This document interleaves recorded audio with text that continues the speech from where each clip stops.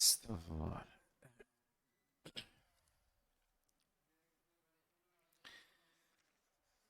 Astaghfirullahal azim allazi la ilaha illa huwal hayyul qayyum wa atubu ilaih. Ilahal Mustafa Rasulullah sallallahu alaihi wasallam syai'ul lahi fatihah. A'udzu billahi minasy syaithanir rajim. Bismillahirrahmanirrahim. Alhamdulillahi rabbil alamin. Arrahmanir rahim. Maliki yaumiddin. إياك نعبد وإياك نستعين اهدنا الصراط المستقيم صراط الذين أنعمت عليهم غير المغضوب عليهم ولا الضالين آمين. السلام عليكم ورحمة الله تعالى وبركاته. Alhamdulillah wassalatu wassalamu ala Rasulillah wa ala alihi wa sahbihi ajma'in. Rabbi shrah li sadri wa yassir li amri wa hlul 'uqdatam min lisani yafqahu qawli. Subhanaka la ilma lana illa ma 'allamtana innaka antal alimul hakim. Wa la hawla wa la quwwata illa billahil aliyyil azim wa amma ba'. Yang saya hormati tuan pengerusi, para imam, para bilal, para noja, para AJK, para tuan-tuan guru, para ahli ulama, para ustaz, bapak-bapak, ibu-ibu enggak ada ya? Ya, ada belakang lagi? Tak ada ya? Tu tengah tu tengah potong, masih potong-potong lagi ya. Muslimin yang dirahmati oleh Allah Subhanahu wa taala. Alhamdulillah, syukur kepada Allah Subhanahu wa taala kerana pada hari ini, pada malam ini dapat kita sama-sama berjumpa semula setelah sekian lama tak tahu bercuti. Ya. Berapa lama tuan? Tak ingat dah saya. Cuti bersalin rasanya ya, 3 bulan. Ya, dah dapat baby pun dah besar dah. Ya. Tuan-tuan bukan baby lagi kan, cucu. Ya. Saya baby lagi, tuan-tuan lah dah bercucu. Ya. Jadi alhamdulillah ya, kita dapat sama-sama ya bertemu di rumah Allah Ta'ala. Dalam keadaan saya tengok pun dah macam tadi ya, jalan pun dah empuknya lah macam jalan ya, lebih daripada masjid punya pula ya. Dia punya empuknya, kalau tidur ni sedap ni ya, memang tak bangun ke apa ya. Jadi baunya pun bau masih lagi, aromanya aroma baru tuan-tuan ya, macam pengantin baru ya. Jadi alhamdulillah ya, rezeki Allah berikan kepada kita begitu banyak ya. Lebih-lebih terutama ya, di negeri Selangor ini rasanya ya tak pernah putus-putus ya. Sumbangan Allah beri ya, orang bagi kepada kita ya, macam-macam wakaf ada ya. Dan masjid ataupun surau tuan-tuan juga ya, tidak terkecuali daripada sumbangan yang begitu banyak ya, mungkin daripada kalangan tuan-tuan sendiri ya. Jadi mudah-mudahan maka kita peliharalah rumah Allah ini dengan sebaik-baik yang mungkin ya. Dan inilah ya rumah yang ya, Allah janjikan adalah rumah yang terbaik dekat dunia ini sebenarnya. Rumah-rumah Allah Ta'ala.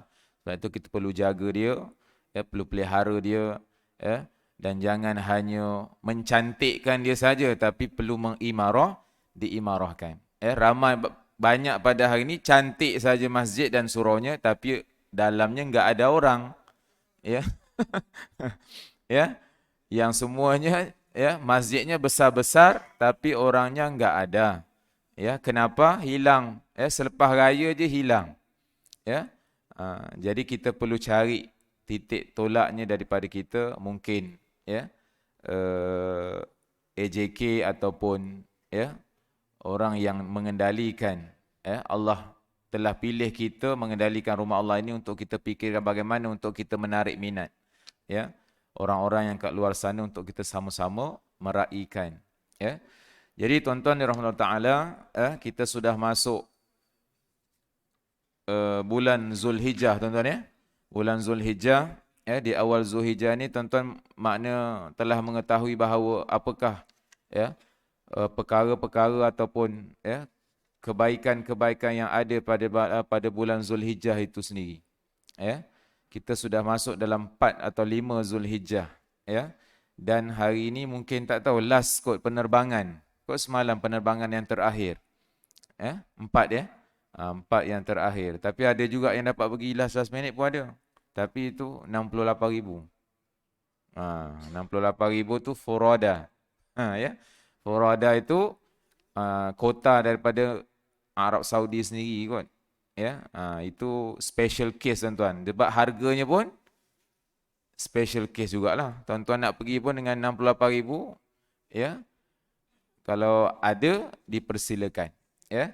Jadi kadang-kadang diorang pergi 2 minggu saja, ya, untuk pergi menunaikan haji, untuk waktu haji saja. Ya, macam saya pergi dulu pun 2 minggu saja tuan-tuan, bukan 43 hari macam tuan-tuan pergi, tak ada. Masa saya pergi belajar dulu 2 minggu saja, ngam-ngam masuk haji, terus dah habis rukun haji terus balik. Ya, lepas dah melontar semua, baliklah, tunggu apa lagi? Tuan-tuan boleh beriktikaf, boleh buat umrah. Ya, saya dah tak boleh dah. Maknanya tak boleh tunggu lagi. Mana yang boleh dah habis, buat umrah sekali, lepas tu terus jalan balik semula ke bumi Jordan balik semula, belajar seperti biasa. Ya, dia tak ada, bukan cuti umum tuan-tuan. Dia bagi cuti tak ada. Itu hanya kita katakan cuti hanya untuk macam kita lah, macam kita bekerja diberikan cuti untuk cuti pergi haji kan, macam itulah. Student pun sama juga. Ya, untuk 2 minggu. Ya, jadi mungkin bapa-bapa, ya, ayah-ayah di depan saya ini mungkin dah ada pengalaman yang pergi menunaikan haji, ya. Mungkin tergambar dan terngiang-ngiang masih lagi kita berada di bumi Arafah, di bumi Mina, yang mana belum sampai lagi. Doalah banyak-banyak tuan-tuan, insya-Allah kita akan jadi tetamunya. Tapi dia kata, Ustaz, saya ni dah 68 tahun. Sekarang dah tiada harapan, 65 ke atas dah tiada harapan tuan-tuan. Tak tentu lagi. Tahun depan mana tahu dia buka balik, naik pula yang 70, bukan 65. 70, 65 boleh pergi. Mana tahu rezeki tuan-tuan kan. Kita banyak doa pada Allah Ta'ala. Ya, mungkin dibukakan semula. Diramaikan balik semula kota, ya, untuk tabuh, untuk haji, ya. Jadi insya-Allah tuan-tuan, kita doakanlah saudara mara kita, ya, mungkin anak kita, bapa kita, ayah kita ataupun siapa-siapa, ya, ahli keluarga kita, ahli qaryah kita yang telah pergi, ya, telah sampai di bumi Makkah. Kita doakan mereka selamat menunaikan, ya, rukun Islam yang kelima dalam keadaan yang sehat walafiat dan dipermudahkan urusan mereka di sana. Dan urusan kita dekat Malaysia ini, urusan kita adalah menunaikan ibadah korban insya-Allah, ya. Banyak ya di surau tuan-tuan? Banyak. 10 ekor. Oh, 10 ekor. Banyak tu. Ya. Jadi itu adalah pengorbanan tuan-tuan yang kita buat. Insya-Allah kita bersama-sama melaksanakan ibadah korban ini, ya. Dah lama pun dah tak boleh buat korban tuan-tuan kan? 2 tahun, 3 tahun kan? Ya. Jadi dah ada kesempatan ini, maka kita laksanakanlah ibadah korban ini dengan penuh apa kita katakan rasa keikhlasan itu, ya. Dan insya-Allah, ya, ada di sana, ya, Allah berikan kelebihan dan apa kita katakan rezeki bagi setiap orang lah, ya. Yang mana mungkin sebelum ini tak dapat nak berkorban tuan-tuan, ya, kita boleh berkorban di luar negara pun ada. Dia kata, Ustaz, kat dalam negara kan banyak orang tak makan lagi daging. Kenapa pergi luar negara? Terpulanglah tuan-tuan. Kan? Maknanya rezeki mana-mana saja. Mungkin dalam negara pun ramai yang tak belum, ya. Mungkin kita nampak kat sini saja dah biasa makan daging, ya. Tapi kalau tuan-tuan pergi dekat Sabah, Sarawak tu, dia kata susah dapat daging, dia kata. Ya. Sebab tu mereka hidup dalam apa? Mereka makan dengan seafood. Seafood sana murah. Saya tanya Ustaz Sulaiman Nuba dia. Mungkin dia ceramah sini ya, tak pasti. Dia orang Tawau, ya, dia kata, ya, di Sabah itu bukan orangnya tak ada duit, dia kata. Tapi penghayatan nak berkorban tu tak ada. Ya, rumah besar-besar, rumah banglo semua, tapi nak satu ekor lembu pun tak boleh korban di sini, dia kata. Jadi dia hari tahun ni dia buat dia buat dia buat korban di Tawau, dia kata. Dikumpulkan duit orang-orang sini semua daripada Selangor, daripada KL sini, lebih kurang 4 ekor lembu dapat, dia kata. 7 ekor kambing, dia kata, dapat kutip daripada duit tuan-tuan. Duit daripada orang Selangor sinilah, untuk buat di kampung dia, di Tawau, dia kata. Ya, di sana semua kalau daging itu lebih mahal daripada harga ketam, katanya. Ya. Jadi memang susah untuk dapat makan ayam, lagi-lagi daging, dia kata. Ya. Jadi kalau kita laksanakan, dia kata, kat sana memang mereka sangat sukalah. Ya. Jadi sebelum kita mungkin ada orang kata sebelum kita nak pergi hantar ke mana? Kongostan, mana? Kongostan pula. Ke Tanjung Rambutan ke Tanzania ke mana ke Afrika Selatan ke. Kalau kita ada kesempatan buat dekat-dekat dengan kawasan Malaysia juga yang pedalaman tak pernah merasa daging, lebih baik kita berikan sumbangan kita di dalam Malaysia ya insya-Allah. Jadi sebab itu saya kata tak tolak untuk luar negara tak apa sebab luar negara dia tengok lebih murah. Ya di sana harganya lebih murah kosnya berbanding di Malaysia. Jadi saya pun nak cerita pasal korban tuan-tuan pada malam ini. Kita terus sambung perbincangan kita masih lagi dalam formula solat ya. Mungkin buku tuan-tuan dah tak tahu kat mana ya. Dah tak tahu dia simpan di mana wallahu a'lam ya. Ada. Dah simpan, jangan jadi simpan dalam kotak tuan-tuan. Simpan kotak tak jadi dah ya. Jadi insya-Allah kita terus sambung berkaitan dengan perbincangan kita tentang formula solat ini ya, berkaitan saya ingat dah lupa dah kat mana dah berhenti dah ya. Mungkin bacaan ketika sujud ya, sujud pun dah habis dah rasanya ya. Bacaan ketika sujud ya, yang mana saya tentu sikit-sikit sahaja ya, dan kita akan tengok ya berkaitan dengan sujud. Rasanya sampai sujud ya. Okey, tuan-tuan dirahmati Allah Ta'ala, kita masuk kepada bacaan ketika sujud. Bagaimana Nabi SAW membaca pelbagai jenis doa dan zikir semasa sujudnya. Antaranya kana Nabi SAW yukthiru ay yaqula fi ruku'ihi wa sujudihi subhanakallahumma rabbana wa bihamdik Allahumma ghafirli. Ya. Nabi SAW memperbanyakkan bacaan berikut di dalam rukuk dan sujudnya. Iaitu maknanya apa? Maha suci engkau ya Allah, wahai Tuhan kami, dan segala puji bagimu ya Allah, ampunkanlah daku. Ya. Dan ini adalah hadis riwayat Al-Bukhari. Riwayat As-Sahih, mana Nabi apabila dalam keadaan rukuk dan sujud, Nabi akan baca banyak kali tuan-tuan. Ya. Bukan kita baca Subhana Rabbiyal A'la, Subhana Rabbiyal Azimi sahaja, tapi Nabi sambung lagi Subhanakallahumma. Bukan wa bihamdika asyhadu alla tu tasbih kafarah. Dia bacaannya Subhanakallahumma. Tentu boleh ikut. Subhanakallahumma Rabbana wa bihamdika Allahumma ghafirli. Ya. Macam panjang tapi pendek sebenarnya ya. Subhanakallahumma Rabbana, sebab kita jarang kita sebut. Jadi sebab itu bila jarang kita sebut, jaranglah kita nak ingat. Kalau kita tiap-tiap hari kita sebut benda ini kan, subhana rabbiyal a'la, kita tiap-tiap hari kita baca dalam sujud kita. Ya, tapi kalau kita ulang, dia kata ustaz, apa kelebihannya? Kelebihannya ada di situ sebab memang adalah sunnah Rasulullah. Ya, subhanakallahumma rabbana wa bihamdik. Ya Allah, maha suci engkau ya Allah, wahai Tuhan kami, dan segala puji bagimu. Allahumma ghfirli, ya Allah, ampunkan dosa-dosaku ya Allah. Itu saja. Ya. Kalau kita nak sebut dalam bahasa Melayu pun boleh, tapi kita niat dalam bahasa Melayu saja, niat dalam hati. Atau Nabi SAW akan membaca tasbih berikut sebanyak 3 kali. Nabi ya, kalau Nabi tak baca ayat tadi, Nabi akan baca subhana rabbiyal a'la sahaja. Wa bihamdi tu versi lain. Ya, subhana rabbiyal a'la, subhana rabbiyal a'la. Macam pelik je ni. Tak pelik tuan-tuan, sebab kita dah biasa dengan bacaan. Boleh juga mana-mana versi boleh. Ya, tapi sebenarnya jangan kata salah, tak salah. Kalau tuan-tuan baca subhana rabbiyal a'la saja.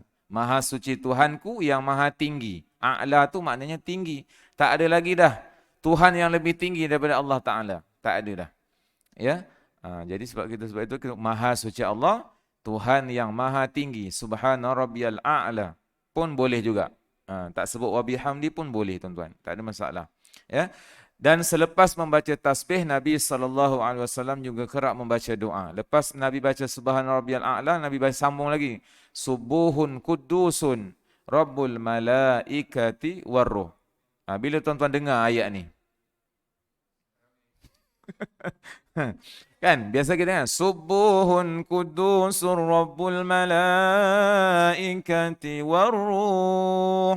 Biasanya Pak Bilal akan baca dalam dalam apa tu selepas kita solawat solat dalam sunat tarawih itu kan subuh iaitu maha suci Allah daripada segala sesuatu yang mengurangkan ya maha suci Allah daripada segala sesuatu yang mengurangkannya Allah tu tak ada kurang tuan-tuan, tak ada tak ada, bagi sifat Allah tidak ada kurang manusia banyak kurang tuan-tuan kurang apa, semua kita kurang tuan-tuan kurang apa, macam-macam lah kurang darah dia kurang air, kurang dalam apa dalam badan kita ni macam-macam kurang kan ni kan, cuma lebih kolesterol. Kurang darah kurang air, semualah tapi bagi Allah Taala tak ada kurang, sifat Allah Taala tak ada manusia yang banyak kurang sebab itu kita sentiasa memerlukan satu kuasa yang sangat besar sisa Allah bantu kita. Sebab itu kita banyak berdoa kepada Ta'ala supaya Allah memberikan kekuatan kepada kita. Sebab itu subuhun kudusu rabbul malaikati waruh Tuhan, malaikat dan juga roh. Sebab Allah yang menciptakan malaikat dan juga Allah menciptakan roh. Roh itu apa? Bukan roh yang roh kita tu lah. Yang dalam badan kita tu kan roh. Kan? Bila matinya seorang anak Adam akan ditarik, akan dicabut rohnya, nyawanya. Roh tu nyawa lah. Cuma tak nampak tuan-tuan. Nyawa itu sebab Allah kata nyawa itu adalah urusan Allah Ta'ala. Sebab itu ada orang kafir ada bertanya kepada Nabi, boleh ceritakan tentang roh tak? Kan? Tapi Allah ceritakan Al-Quran, kulir rabb aw yas'alunaka 'anir ruh kulir ruhu min amri rabbi. Kamu tak boleh nak cerita wahai Muhammad cerita tentang roh. Roh tu dia warna hijau ke, dia berketul-ketul ke, tak boleh cerita. Sebab itu urusan Allah Taala. Bagaimana malaikat mencabut nyawa kita tuan-tuan, dalam keadaan sekarang hidup ni, tiba-tiba nak malaikat cabut kita, macam mana bentuk roh tu keluar? Dalam filem boleh kita tengok macam apa? Macam Ghostbusters. Tuan-tuan nampak macam benda tu macam bayang-bayang gitu kan. Sebenarnya bukan. Itu hanya cerita filem saja kan. Bukan Mak Kilau. Bukan cerita Mak Kilau. Jadi tak boleh cerita sebab Allah kata jangan kamu tanya urusan roh itu, sebab di mana simpan roh ada Allah catatkan dalam sebab Allah kata aku simpan roh kamu dalam orang yang beriman, namanya Illiyin. Illiyin itu tempat roh yang baik. Allah letakkan satu tempat. Di mana tu wallahu alam. Dan satu lagi namanya tempatnya Sijjin, iaitulah tempat roh yang jahat, roh yang memang derhaka kepada Allah Taala, yang sentiasa melakukan kemaksiatan sepanjang hidup. Allah beri umur sampai 70 tahun, buat maksiat tak berhenti-berhenti. Sebab itu kita tengok bagaimana Nabi pesan kepada kita, apabila sampai saja umur 40 tahun tuan-tuan masih tidak berubah juga. Perangai kita tak berubah, 40 tahun ke atas tak berubah. Tak nak bertaubat. Tak mau datang masjid pun tak mau, tak nak solat pun tak mau. Kita cakap apa pun dengan dia pun, sebab peringkat umur ini sudah Allah nak tutup dia punya pintu hatinya itu, sedikit demi sedikit tak mau menerima kebaikan. Tapi Allah kata pintu taubat sentiasa terbuka. Cuma dia mesti nak katakan memang beratlah, sangat berat. Kalau kita tak dimulakan dengan membiasakan diri kita untuk melakukan kebaikan. Sebab itu kalau orang cakap dengan apa pun tuan-tuan, kalau memang dah daripada kita muda, daripada awal pun kita tak nak solat, kita tak nak puasa dan sebagainya. Sebab itulah tidak mustahil bila peringkat umur kita sudah sampai lanjut usia pun, kita juga buat saja, tidak ada apa-apa, tidak ada apa kesalahan pun pada Allah Taala. Maka ini perlu ditakuti tuan-tuan, takut-takut sebab nyawa kita itu, sebab itu saya katakan bila-bila masa sahaja. Maka jangan tunggu sampai waktu kita dah nak pencen. Ramai yang hari ini tuan-tuan para ustaz pun tak sampai pencen pun, semua 40 tahun tuan-tuan, sudah pergi. Ya, lagi-lagi Al-Qari. Ya, kalau tuan-tuan tengok qari-qari Malaysia ni, umurnya semua muda-muda Allah ambil umur dia. Ya. Ni Azizan apa semua tu kan. Yang baru ni qari yang apa tu 40 tahun umur genap. Imam Imam Masjid Imam Masjid Negeri pun ngam umur 40 tahun umur dia. Imam Mustafa itu kan 40 tahun, 39 tahun masuk 40 jalan tuan-tuan. Ya. Jadi tengah nak memberikan ilmu kepada tuan-tuan, Allah tarik nyawanya. Ya. Maka sebab tu saya katakan di kesempatan ya yang Allah berikan ini ya, kita sumbangkanlah apa yang boleh kita berikan kepada masyarakat ya, untuk kita sumbangkan apa sahaja ilmu yang kita ada ini untuk membangunkan negara ataupun umat sebenarnya. Okey, seterusnya kelebihan doa semasa sujud ya, telah sabit daripada nas dan sepakat para ulama akan kelebihan dan fadilat memperbanyakkan doa semasa sujud. Maka ia jelas daripada hadis berikut, ala wa inni nuhitu an aqra al-Quran raki'an aw sajidan fa amma ar-ruku' fa'azzimu fihi ar-rabb azza wa jal wa amma as-sujud fajtahidu fi ad-du'a faqaminnun ay yustajaba lakum.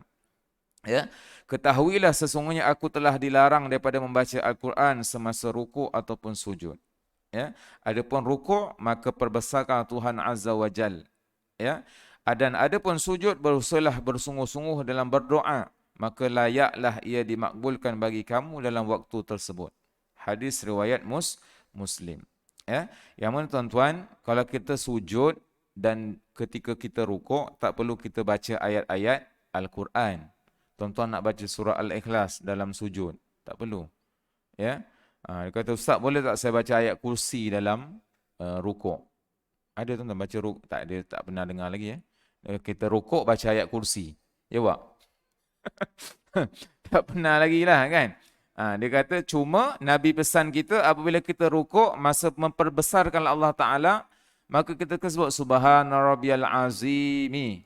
Sebab itu kita baca Subhana Rabbiyal Maha Suci Allah, Tuhan yang sangat besar. Kita memperbesarkan Allah Ta'ala. Ya Allah. Dalam hati kita pun sebut. Kalau kita tak sebut bahasa Arab pun boleh. Ya Allah Maha Suci-Mu yang sangat besar, yang sangat azim. Ya, tiada yang besar melainkan-Mu ya Allah. Kita banyakkan, kita sebut dalam rukuk kita. Manakala sujud, kita banyakkan berdoa. Sebab itu Nabi pesan, jangan kamu tinggalkan doa. Saya ingat dalam apa tu? Tuan-tuan tengok ustaz apa ni, Allahumma salli ala Muhammad ya. Tuan guru siapa? Saya tak ingat. Zainul Asri ya. Zainul Asri ya. Dia kata sebelum kita bangkit daripada sujud, mana yang terakhir, sujud yang terakhir tu, kita baca doa ya musabbibal asbab. Tuan-tuan hafal ayat tu, doa tu. Boleh ingat doa ini? Dia bagilah, dia kata saya ijazahkan kepada semua, dia kata. Ijazah tu dalam YouTube je ijazahnya.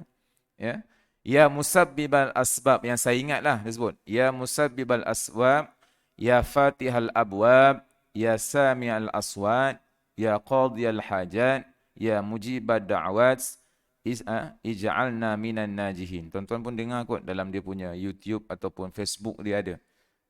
Ya musabbibal asbab, wahai Tuhan yang menyebabkan sesuatu perkara, ya musabbibal asbab.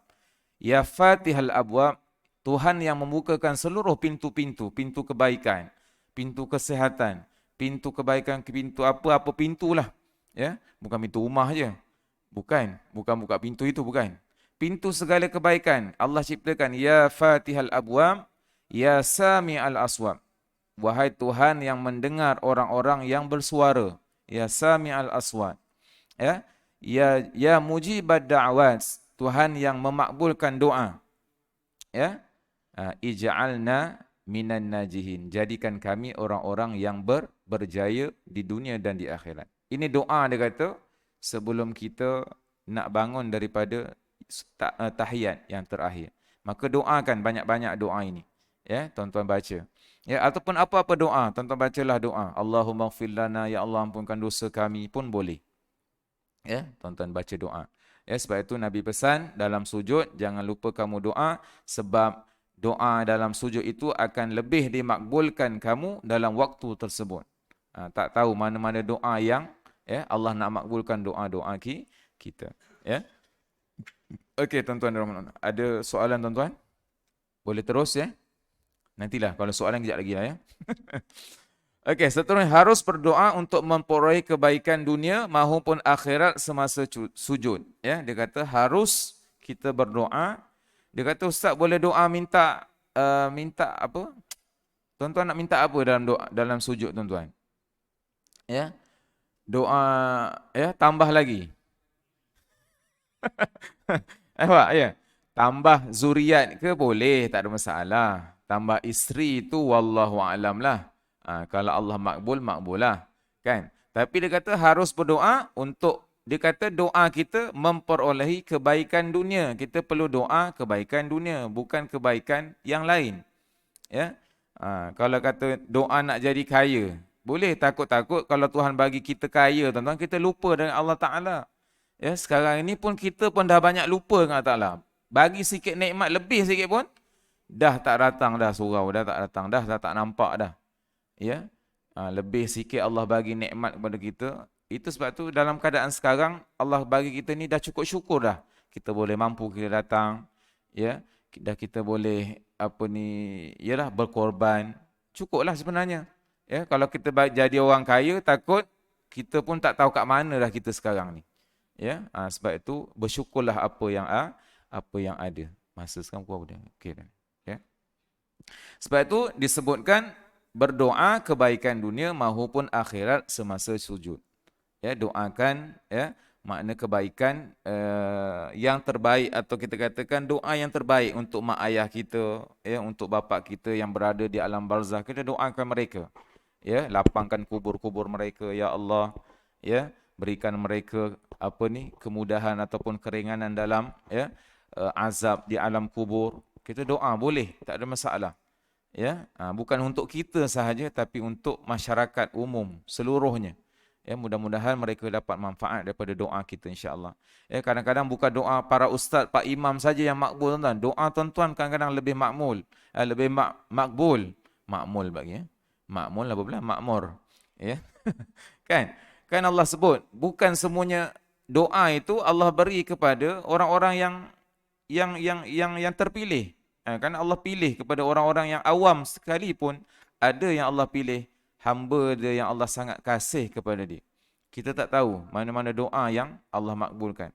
Sebab itu sekadar doalah doa banyak-banyak. Ya, maka demikianlah pendapat yang lebih tepat, dan pegangan mazhab Syafi'i ini berbeza dengan ijtihad mazhab Hambali yang hanya mengizinkan doa berkenaan akhirat sahaja.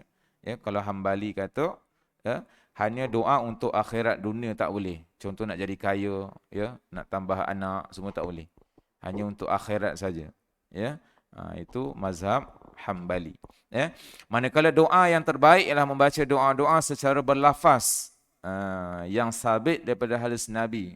Contohnya Rabbana zalamna anfusana, kan? Lagi apa doa yang sabit? Doa dalam Al-Quran tu kan banyak kan? Rabbana atina fid dunya hasanah. Ya, sebab itu baru ni ada, saya tak ingatlah, ada seorang mak hajah, makcik dia kata, "Ustaz, saya ni memang tak pandai baca Quran, apa semua tak tahu. Ya, saya nak pergi Mekah," dia kata. Ya, nanti apa yang boleh saya baca, dia kata. Ya, habis makcik Fatihah pun tak boleh baca. Fatihah boleh lah. Cuma dia kata nanti nak nak tawaf, nak sa'i itu nak baca apa ustaz? Saya doa-doa panjang saya tak boleh baca, kan? Jawi pun merangkak-rangkak tak boleh baca. Jadi saya kata, akak baca doa, ya, doa bahasa Melayu pun tak apa sebenarnya. Ya, dalam bahasa dalam hatilah. Tapi kalau nak sebut, bacalah doa tu. Saya kata doa yang mudah-mudahlah. Rabbana atina fid dunya hasanah. Ulanglah. Ya, 7 kali tu kita pusing. Rabbana atina fid dunya hasanah. Ya, ataupun apa doa yang paling mudah sekali. Bukan Allahumma barik lana fima razaqtana. itu bukan tak boleh, tapi kurang sesuai lah. Ya Allah berkati rezeki di depan mata aku, macam mana kat tawaf pula kan? Allah barik lana fima. Ya, Allahumma bismika ahya wa amut. Itu untuk doa tidur. Ya, tak sesuai pula kita baca ketika tawaf. Yang sesuai lah maknanya Rabbana atina, itulah yang sesuai. Yang mana yang mudah. Ya, akak hafalkan doa ini, itulah akak baca. ya insya-Allah Allah akan turunkan rahmatnya kepada akak insya-Allah. Ya, tak apa, tak masalah pun. Dia kata saya tak ada kursus, tak sempat kursus haji PKP 2 tahun tak ada kursus, tak ada apa. Pergi je akak ada dapat, pergilah. Jangan tuan-tuan tolak bila dah dapat panggilan tamu haji panggil, jangan tolak dah kalau tak ada apa-apa. Kan ada orang kata nak kundui kahwin. Kundui kahwin nanti tangguhlah. Ya, ataupun biar dia kahwin lah, tuan-tuan pergi. Anak tuan-tuan yang kahwin. Ya, mungkin boleh lepaskan kepada pak cik ke, kepada abang tuan-tuan ke, mak cik ke, lepaskan. Ya, sebab ada 2-3 orang yang dia kata saya tak boleh pergi, anak saya nak kahwin nikah minggu depan. Ataupun saya sendiri nak. Kalau saya sendiri kahwin, tu beratlah. Kalau saya sendiri kahwin kat Mekah lah senang. Terus kahwin, kan, bawa tuan-tuan punya makwa tu terus kahwin kat Mekah terus. Lagi senang. Kan kita bercengkerama dekat Masjidil Haram sudah. Kan? Tuan-tuan menjadi tetamu duyufur rahman, orang terpilih. Tiba-tiba tuan-tuan tolak. Memang tak ada tuan-tuan. Ada kawan saya tolak sampai sekarang. Lah ni tak dapat langsung sekarang tak ada. Dah berapa belas tahun dah. 10 tahun ada kot. Tak panggil lah. Bila dia kata anak dia masih lagi kecil kan. Memanglah kalau anak kecil tu kita tak boleh buat apa. Tapi kalau anak kahwin kita tolak. Ataupun ada benda yang rumit-rumit kita tolak tuan-tuan. Sebenarnya menutup dah sebenarnya pintu. Habis itu pintu kita katakan ialah pintu rahmat itu ya. Kan sebab nak jadi tamu dah tutup dah 2 tahun tuan-tuan kita tak boleh pergi. Tapi tiba kita tolak pula. Ya. Jadi saya kata mungkin kalau emergency yang kita kata terlampau terpaksa kita tangguhkan tu lain tak pun tuan ya. Tapi kalau hanya setakat urusan nikah kahwin, urusan kenduri kendara saya rasa ya itu bukan perkara yang kita rasa ya perlu kita teruskan niat kita itu untuk menjadi duyufur rahman ya. Okey, seterusnya ya membaca doa-doa secara berlafaz ya. Kemudian jika ingin membacakan doa dalam bahasa ibunda sendiri seperti dalam bahasa Melayu, bahasa Jawa ke, bahasa Banjar pun boleh. Tapi dalam hati tuan-tuan, tak boleh dilafazkan sebab dalam solat, dalam tawaf pun kita tak boleh bahasa lain selain bahasa Arab. Ya, juga harus tetapi lebih elok jika dibacakan dalam hati sahaja bagi menjauhi khilaf. Ya.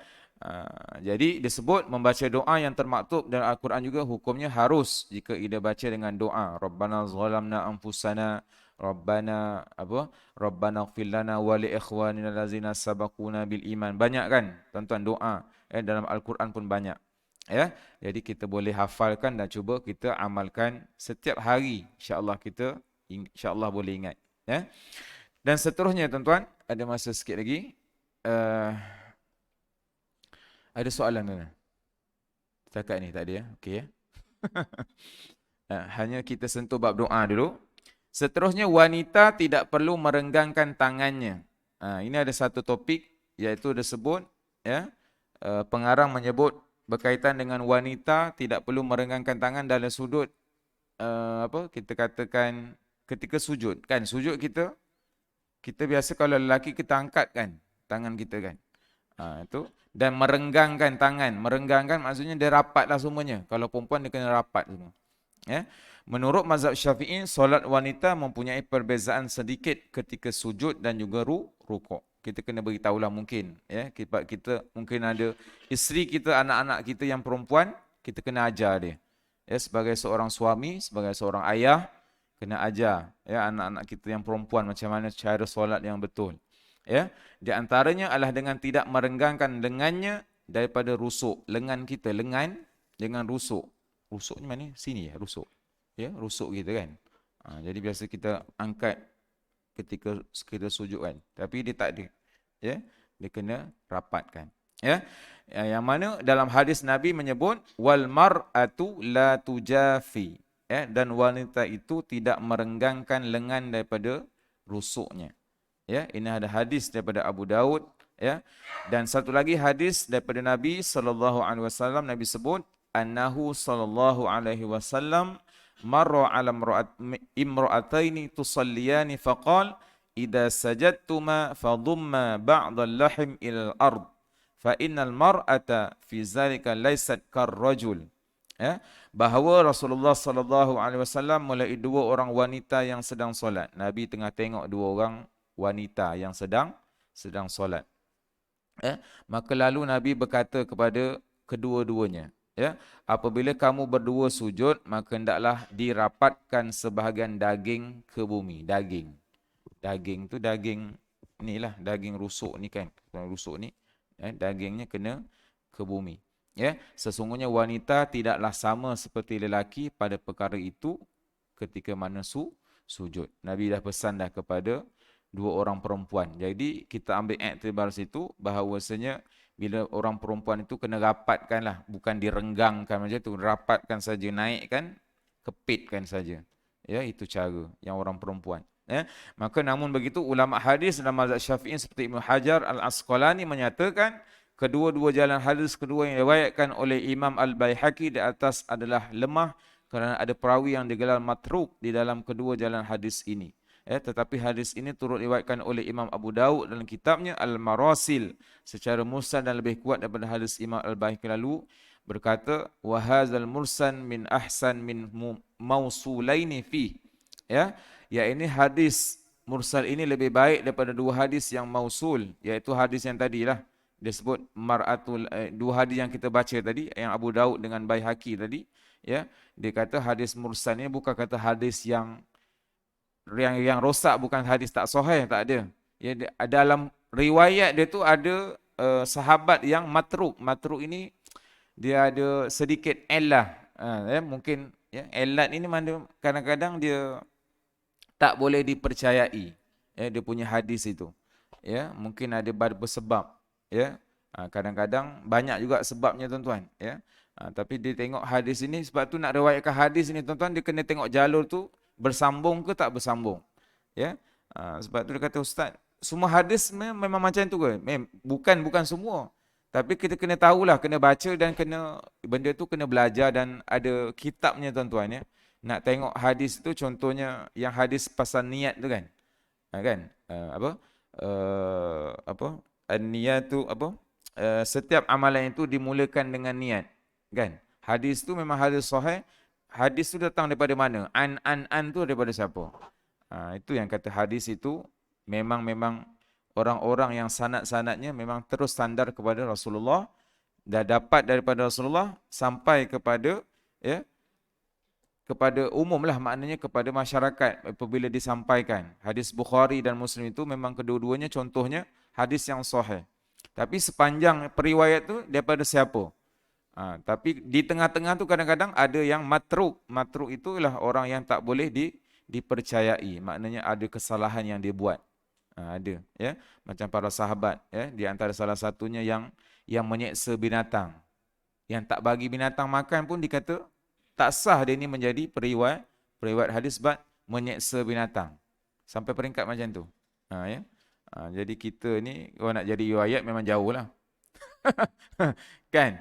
Sedangkan tak bagi makan makanan kepada haiwan pun tak dikira dah sebagai orang yang boleh dipercayai dalam meriwayatkan hadis. Lagi-lagi orang yang ya kena tengok orang yang ya memang hafal ya Al-Quran, hafal hadis dan sebagainya, ya, berbanding dengan orang dengan awam.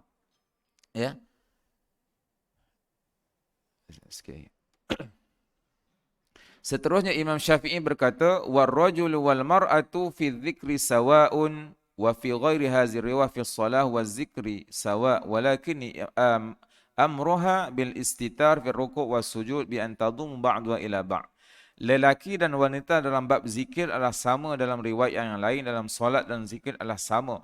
Tetapi aku mengarahkan wanita untuk lebih menutup tubuh badan mereka di dalam rukuk dan sujud, iaitu dengan menggabungkan sebahagian anggota kepada anggota yang lain. Sebab itu kita tengok kalau perempuan ini biasanya ditutup kan badannya, tak sama macam lelaki, supaya tak nampak sangat ya sebahagian daripada anggota badannya.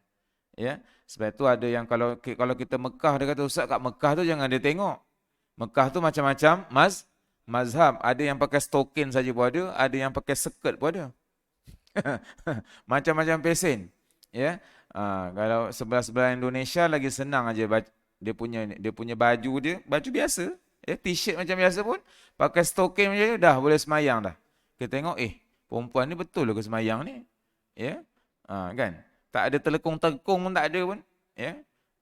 Tapi mereka, itulah saya katakan mazhabnya berbeza. Ya, saya katakan mazhab mereka tak perlu memakai telekung, just menutup aurat yang mana terpilih itu pun sudah cukup bagi mereka. Dia kata maka dari sudut mereka telah, maknanya mazhab mereka mengatakan begitu. Kita pun tak boleh nak mengatakan batalkan sembahyang mereka, tak boleh tuan-tuan. Itu memang dah pegangan mereka. Mungkin di kampung mereka pun macam itu juga. Sebab itu kita tak mustahil keadaan di sebelah-sebelah sana di Indonesia, kita tengok macam-macam macam-macam perkara kan. Kita tengok solat tarawihnya bagaimana, yang ada cepat tu sampai berapa minit, itu dia kata itu semayang ke apa ustaz? Itu macam bukan semayang, saya kata. 5 minit pun tak sampai, dia kata. Dah siap. Mengalahkan semayang Charlie Chaplin, saya kata. Jadi itulah saya katakan, kita bukan kena tengoklah kepada, sebab tu bila kita nak mengaji ni tuan-tuan, kena tengok, kena tanya dulu. Tanya orang yang alim dulu. Betul ke? Ada tak perkara ni dalam perkara sunnah Rasulullah, ada ke tidak? Bukan kita nak ikut membabi buta sahaja tuan-tuan. Takut-takut kita melakukan perkara yang bid'ah kepada Nabi sallallahu alaihi wasallam. Kita berhenti untuk azan insya-Allah.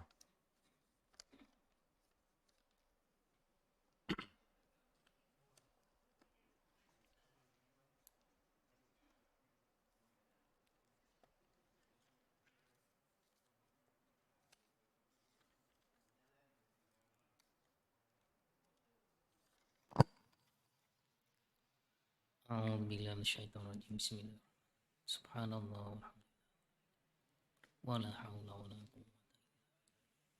Allahumma shalli ala sayyidina Muhammad wa ala Allahu ya karim. Bismillah. Allahu akbar, Allahu akbar. Allahu akbar. Allahu akbar, Allahu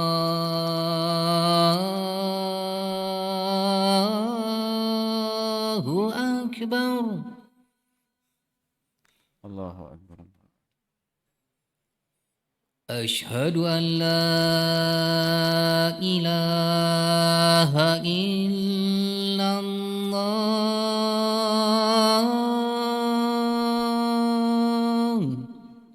Asyhadu an la ilaha.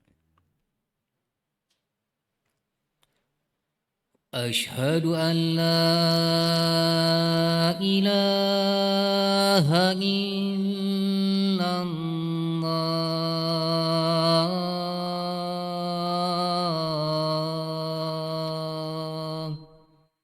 Asyhadu an la ilaha. Asyhadu anna Muhammadar Rasulullah.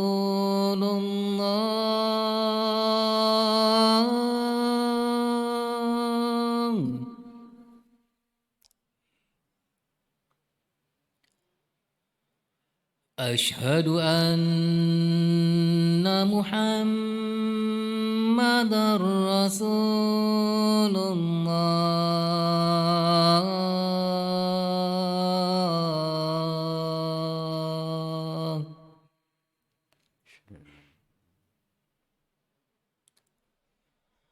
Hayya 'alas shalah.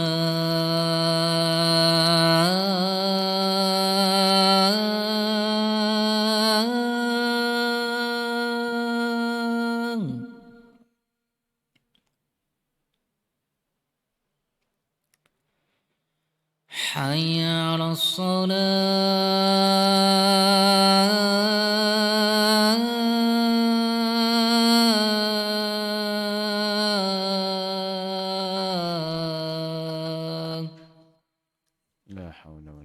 quwwata illa billahi al-'ali.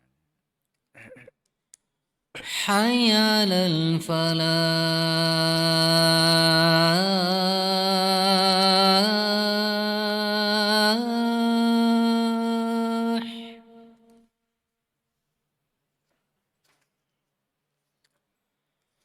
حي على الفلاح.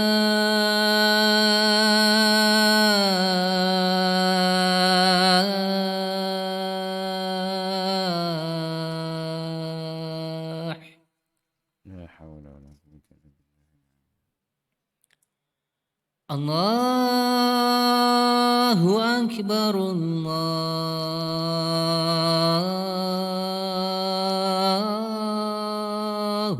أكبر. Allahu akbar, Allahu akbar. لا إله إلا الله.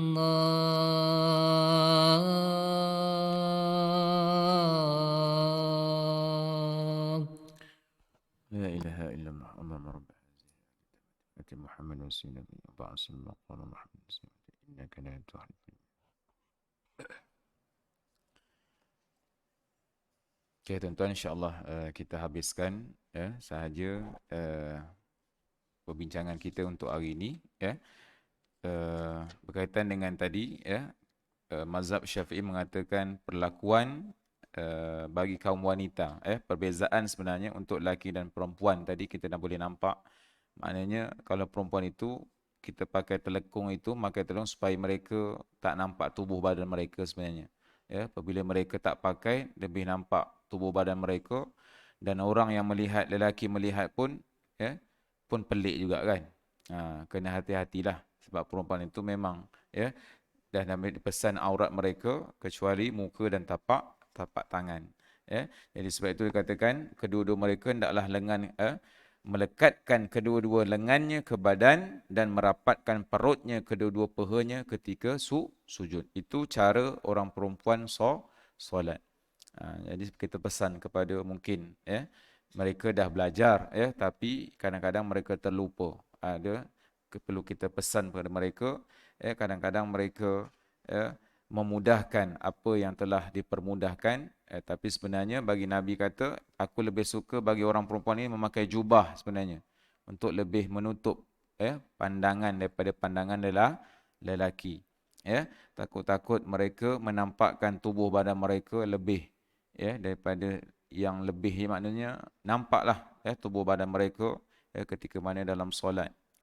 Maka ini adalah dilarang sebenarnya bagi untuk orang kaum perempuan. Jadi insya-Allah tuan-tuan, kita cukup setakat ini dulu perbincangan kita sedikit sahaja berkaitan dengan pertama tadi tentang doa dalam sujud, dan yang kedua sujudnya seorang perempuan bagaimana keadaannya, dan insya-Allah kita akan sambung lagi untuk duduk di antara dua sujud insya-Allah pada bulan hadapan. InsyaAllah kita jika ada rezeki dan kesempatan kita akan sambung lagi insyaAllah. Kita tutup dengan tasbih kafarah dan surah Wal-'Asr. Subhanallah bihamdi, subhanakallah bihamdika, asyhadu an la ilaha illa anta, astaghfiruka. Bismillahirrahmanirrahim. Wal-'asr innal insana lafi khusr illa allazina amanu wa 'amilus shalihat wa tawassaw bil haqq wa tawassaw bis sabr. Bismillahirrahmanirrahim. Alhamdulillahirabbil alamin.